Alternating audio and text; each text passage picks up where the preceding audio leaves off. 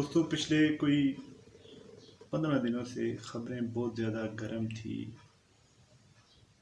कि खान साहब जा रहे हैं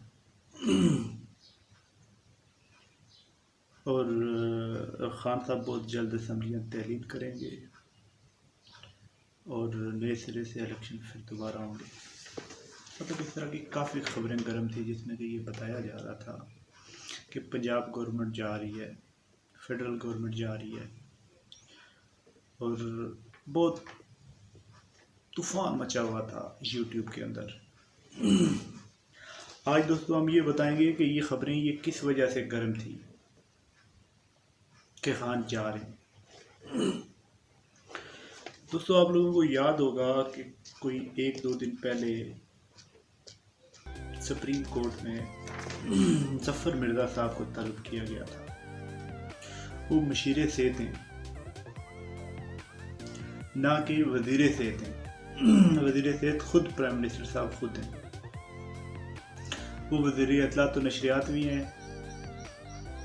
मतलब उनके पास बहुत सारे ओहदे उनके अपने पास भी हैं। तो दोस्तों सुप्रीम कोर्ट में जब समाअत हो रही थी तो चीफ जस्टिस साहब ने एक बहुत ज़बरदस्त सवाल उठाया। उन्होंने ये बोला कि ये बताया जाए कि बग़ैर कस्टम के जो मेडिकल आलात हैं वो एक्सपोर्ट कैसे हुए। जी जनाब। अच्छा दोस्तों, असल में कुछ अर्सा पहले आप लोगों को याद होगा कि ये बहुत ज़्यादा खबर गर्म थी कि जफर मिर्ज़ा साहब ने बहुत सारे मास्क पाकिस्तान से बाहर एक्सपोर्ट किए, या ये खबरें गर्म थी कि बहुत सारे मास्क हैं जो उन मास्क को इन्होंने डंप कर रखा है और मार्केट में नहीं ला रहे, रेट बढ़ाना चाह रहे हैं। ज़ख़ीरअंदोज़ी हो रही है मास्क की, आप लोगों ने ये भी सुना होगा। अच्छा, उसमें एक नई चीज़ ये वाज़ेह हुई है कि कस्टम के बगैर ये जितना सामान भी बाहर गया है, मेडिकल का जो भी आलात गए हुए हैं, ये बगैर विदाउट कस्टम गए हुए हैं। उस टाइम पे ये विदाउट कस्टम गए हुए हैं कि जबकि पाकिस्तान में इन चीज़ों की बहुत ज़रूरत है। अभी हमारे लिए रोटी से ज़्यादा ज़रूरी डॉक्टर है, दवाइयाँ हैं, मेडिकल आलात हैं, मास्क है, सैनिटाइज़र है। ये चीज़ें बहुत ज़रूरी हैं, ये इंसानी जानों का मसला है। अच्छा दोस्तों, इसके बाद काफ़ी दिनों से आपने देखा होगा, पिछले 15 दिन से खान साहब एहतसाब वाला राग बिल्कुल बंद कर चुके हैं। जिस तरह ये पहले बहुत सारी इमोशनल बातें करते थे कि जी मुसलमान ऐसे नहीं करता, मुसलमान वैसे नहीं करता, पाकिस्तान बड़ी बाहिम्मत कौम है और मुल्क को हम बुलंदियों तक ले जाएंगे, ये माफिया ख़त्म हो जाए, ये इन लोगों ने खा लिया हुआ है मुल्क को। मतलब बहुत सारी वो जो बातें थी, ये आप नोट करिएगा, पिछले 15 दिनों से बिल्कुल सिंगल बार भी खान साहब ने किसी बयान में, किसी प्रेस कॉन्फ्रेंस में बिल्कुल भी नहीं किया। अच्छा, अब आपको मैं ये ख़बर बताने लगा हूँ कि ये जो ख़बर बहुत ज़्यादा आम हुई थी, ख़ास करके सोशल मीडिया पे और यूट्यूब चैनल के ऊपर और फेसबुक पे। तो दोस्तों वो ख़बर ये थी कि खान साहब ने एक काबीना कॉन्फ्रेंस में ख़ुद बोला था कि 25 तारीख तक अगर हालात सेटल नहीं होते तो मैं असम्बलियाँ खुद तहलील कर दूंगा। क्योंकि वो जो उन्होंने काबीना इजलास बुलाया हुआ था वो फौरी उसके बाद का इजलास था, जिस इजलास में के इस चीज़ पर डिस्कशन होनी थी कि ये जो रिपोर्ट है ये किस वजह से लीक हुई है, किसने लीक की है, इसका क्या होगा। तो बाखबर ज़राए कुछ ये भी बताते हैं कि ये रिपोर्ट कुछ काबीना के वज़रा ने खुद लीक की है। तो खान साहब ये इम्प्रेशन देना चाह रहे थे, अगर तो उन्होंने लीक करवाई है, जो लेके आए हैं, फिर तो मैं असम्बलियाँ तहलील करूँगा, और वो कभी नहीं चाहेंगे कि इस क्राइसिस में असम्बलियाँ तहलील हों। जबकि इस वक्त मुल्क को इस चीज़ की ज़रूरत है कि एक पूरे मुल्क को मुतहद किया जाए, अपोजिशन हुकूमत इकट्ठी हो, किसी तरह से ये जो क्राइसिस है इससे बाहर निकला जाए। ये क्राइसिस सिर्फ ये नहीं है कि लोग मर रहे हैं, जो बच जाएंगे उनके लिए भी कुछ हो, वो रोज़गार मिल सके उन लोगों को, वो लोग अच्छे से ज़िंदगी गुजार सकें, उनके बच्चों ने स्कूल जाना है, बिल देने उन लोगों ने, किराए देने, उनके एक्सपेंडिचर हैं।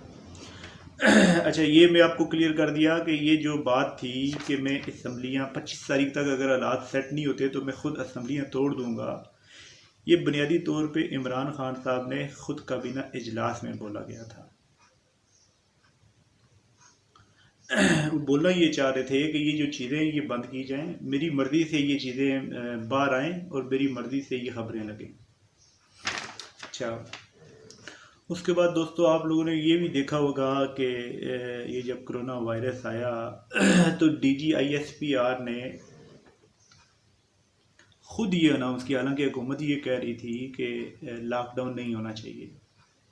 खुद PM साहब ने 2 बार ये बोला, एक बार उन्होंने ख़ताब में बोला, फिर उन्होंने टॉकिंग शो में बोला, 2 बार टॉकिंग उसमें प्रेस कॉन्फ्रेंस में बोला, जिसमें कि उन्होंने अपनी मर्जी के साफ़ी बुलाए हुए थे, उनसे भी वो तंग है। तो उन्होंने दो जो प्रेस कॉन्फ्रेंसेस बुलाई हुई थी, एक ख़ताब था, उसमें ये बताया कि ये नहीं होना चाहिए, ये हम नहीं करेंगे, हम अफोर्ड नहीं कर सकते। बावजूद उसके आपको ये याद होगा DGISPR आए, उन्होंने लॉकडाउन का ऐलान किया फेडरल हुकूमत को क्रॉस करके। अच्छा, एक ये चीज़ आप ध्यान में रख लीजिएगा। फिर इमरान खान, आप लोगों को ये याद होगा कि पिछले 1.5 साल से ये बोलते जा रहे थे कि फ़ौज और अदलिया मेरे पीछे खड़ी है। ये बताना चाह रहे थे जी मुझे उनकी सपोर्ट हासिल है, मुझे कोई परेशानी नहीं है, मैं जो चाहूँ करूँगा, कोई बंदा मेरे ख़िलाफ़ बोल के देखे मैं उड़ा के रख दूँगा उसे। तो दोस्तों पिछले 15 दिनों से, 20 दिनों से, 25 दिनों से, 1 महीने से आपको अगर ये ख़बर कहीं अगर गलती से भी सुनी गई है तो काइंडली आप मुझे कमेंट में बताएं। ये बिल्कुल भी नहीं हुआ। कोई उनका वज़ीर नहीं बोल रहा कि फ़ौज और अदलिया हमारे पीछे खड़ी है, कोई उनका मशीर नहीं बोल रहा कि फ़ौज और अदलिया हमारे पीछे खड़ी है। इसी तरह से दोस्तों खबरें चली कि अलीम खान साहब कोई बारबेक्यू पार्टी है, नून लीग वाले MPs की उसमें शामिल हुए हैं। गो कि ये जब शामिल हुए उससे बहुत दिन पहले से इमरान खान साहब कॉन्टेक्ट में थे, राब्ते कर रहे थे, डिफरेंट लोगों को पीछे लगाया हुआ था कि अलीम खान को राज़ी करके वापस काबीना में शामिल किया जाए। अच्छा, इस तरह की खबर आई। फिर अब देखें जहांगीर तरीन की खबर आई। आपको मैं मज़े की बात बताऊं, जहांगीर तरीन की कल टेलीफोनिक मीटिंग हुई है शहबाज शरीफ के साथ। उससे पहले मैं आप इस चीज़ पे वीडियो कर चुका हूँ कि ख्वाजा साद रफ़ीक और ख्वाजा सलमान रफ़ीक जाके चौधरी परवेज़ इलाही को ऑफिशली 20 साल बाद, 20 ईयर्स के बाद ये मुमकिन हुआ है कि ऑफिशली ये लोग वहाँ गए हो और इन दोनों पार्टियों ने, दोनों लोगों ने अनाउंस किया हो कि जी हमारी मुलाकात हुई है, बड़ी खुशगवार मुलाकात हुई है, फुटेज बाहर आए हो। ये 20 साल के बाद की बात है। ये 2000 के दिनों में ये गए थे, उसके बाद कभी इन लोगों के दरमियान मुलाकात नहीं हुई। अच्छा,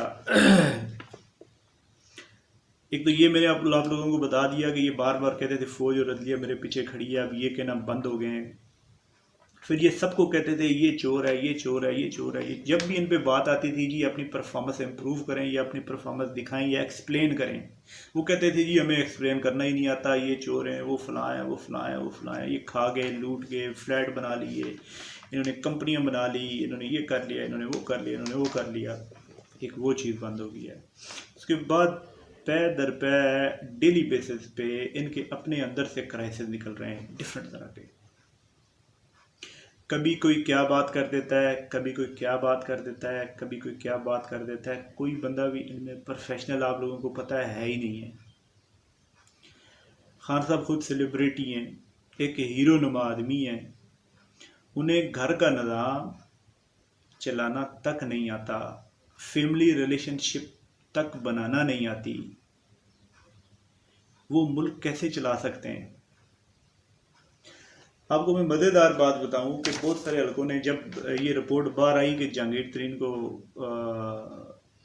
जहांगीर तरीन अली और खुसरू बख्तियार और काफ़ी सारे और मिल्क मलकान, जिसमें कि एक चौधरी परवेज़ इलाही का बेटा भी ये शामिल है, तो जब खबर आई कि इन लोगों ने सब्सिडी ली है, गैर कानूनी तौर पे चीनी एक्सपोर्ट की है। मज़े की बात कि उन दिनों में शेख रशीद साहब ने ये खबर भी दी थी, ये बोला था शादेब खानज़ादा के टॉक शो में आके कि इनमें से चीनी बिल्कुल एक्सपोर्ट हुई नहीं है। फाइलों का पेट भरने के लिए ये काबल की डिटेल दे रहे हैं। इन्होंने जो सब्सिडी ली है वो अपने पास रखी है। जो भी चीनी ये बोल रहे हैं हमने एक्सपोर्ट की है, वो एक्सपोर्ट नहीं की, वो इन्होंने डंप कर रखी थी। ये सिर्फ बिल बने हुए थे हाथों के। आप समझते हैं ना, काबल में जो भी एक्सपोर्ट होती है कोई उसकी डॉक्यूमेंटेशन अप्रूवमेंट नहीं होती। अच्छा, उस दौरान ये लोग ये समझ रहे थे कि खान साहब ने, कुछ लोग ये समझ रहे थे, खुद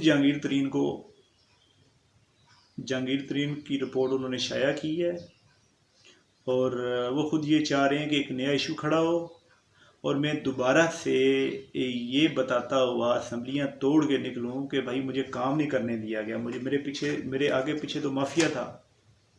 ये सारे लोग जो पिछली चलती आ रही पार्टियाँ, ये तो उनके लोग हैं। फिर उंगली कटवाएं, शहीदों में नाम लिखवाएं और वापस आ जाएं, दोबारा से कंपेन करें अगले 5 साल या 10 साल, जब तक फिर कंपेन उनकी ताकि जिंदा रह सके। अच्छा, जहांगीर तरीन अली खान, ये डिटेल मैंने आपको बता दी।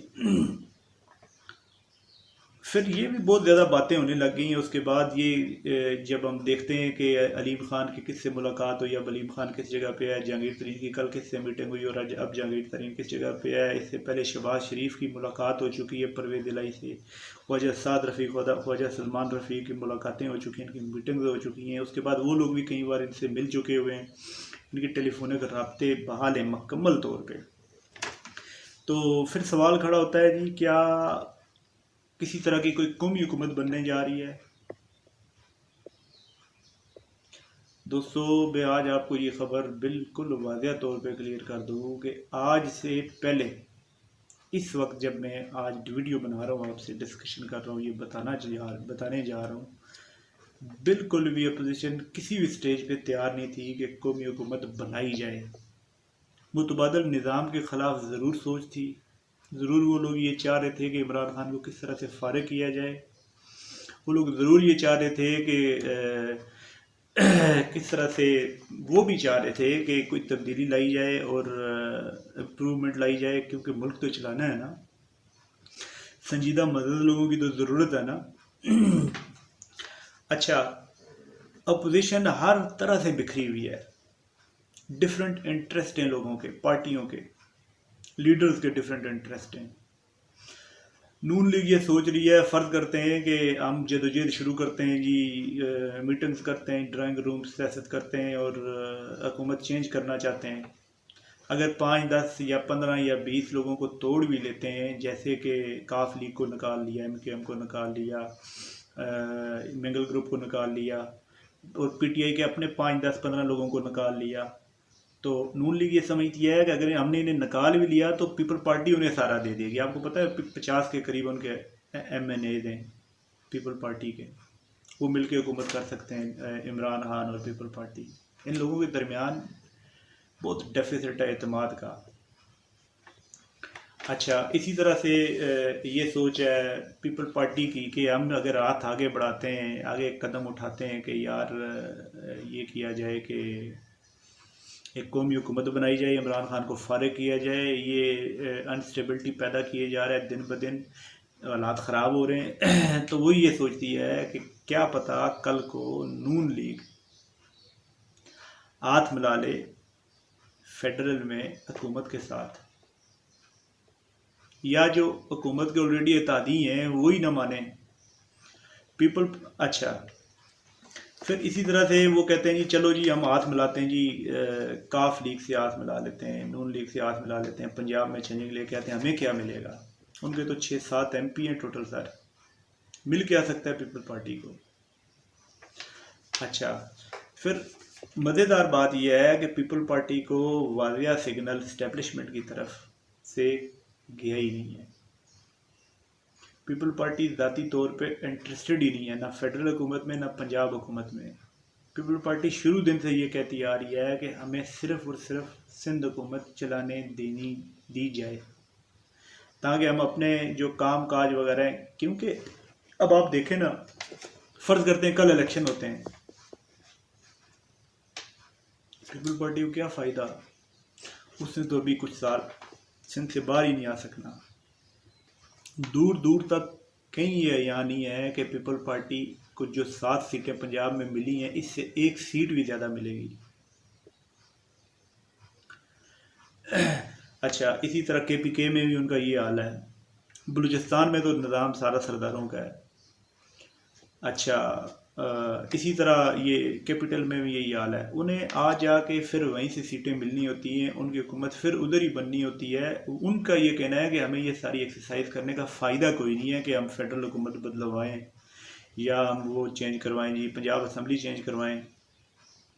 अच्छा, अभी लेटेस्ट रिपोर्टें ये आ रही हैं कि बहुत हद तक इन लोगों के दरमियान काफ़ी कंसेंसस पा चुका हुआ है, परवेज़ इलाही और नून लीग के दरमियान, लेकिन ये अभी तक आने वाले 15 दिनों में बिल्कुल भी ये नहीं लग रहा कि कुछ बदलाव आने वाला है। जो वाज़िया इम्कानात रोशन है बदलाव आने का वो ये है कि जब तक कोरोना क्राइसिस ख़त्म नहीं होता ना, ये सब कुछ मेरा नहीं ख्याल कि ये करेंगे। हाँ, इमरान खान खुद अपने लिए कोई क्राइसिस खड़ा ना कर दे, या जो क्राइसिस खड़े हुए हैं उनमें से कोई क्राइसिस सर ना उठा ले। तो दोस्तों, मैं और स्टोरीज भी काफ़ी सारी हैं जिनमें से काफ़ी करप्शन, अजब करप्शन की गज़ब कहानियाँ भी शामिल हैं, वो भी आप तक शेयर करूँगा इंशाअल्लाह। और काफ़ी सारे नून लीग के लोग हैं जो जिनके अंदर अब नज़रिया नहीं रहा, बस मौका प्रस्ती है, उन पे भी इंशाल्लाह मैं वीडियो बनाऊंगा, पीपल पार्टी पे भी बनाऊंगा। और इसी तरह से आपको रोज़ाना की बुनियाद पे एक आधी वीडियो मिलती रहेगी। मेरा चैनल सब्सक्राइब कर लें, मेरी वीडियो लाइक करें, और ये ज़रूरी बनाएं कि मुझे आप कमेंट करें, अपनी राय का इजहार करें, ताकि मैं उस बुनियाद पे अपनी वीडियोस के अंदर इम्प्रूवमेंट ला सकूं, उस बुनियाद पे मैं नई ख़बरों पे काम कर सकूं, आपकी सजेशन के बुनियाद पे मैं एक प्रोग्राम रिकॉर्ड करवा सकूं। तो अपना बहुत ख्याल रखिएगा, सेफ़ रहिएगा, अपने घर पे रहिएगा, सोशल डिस्टेंस रखिएगा। जज़ाकल्लाह, बहुत शुक्रिया।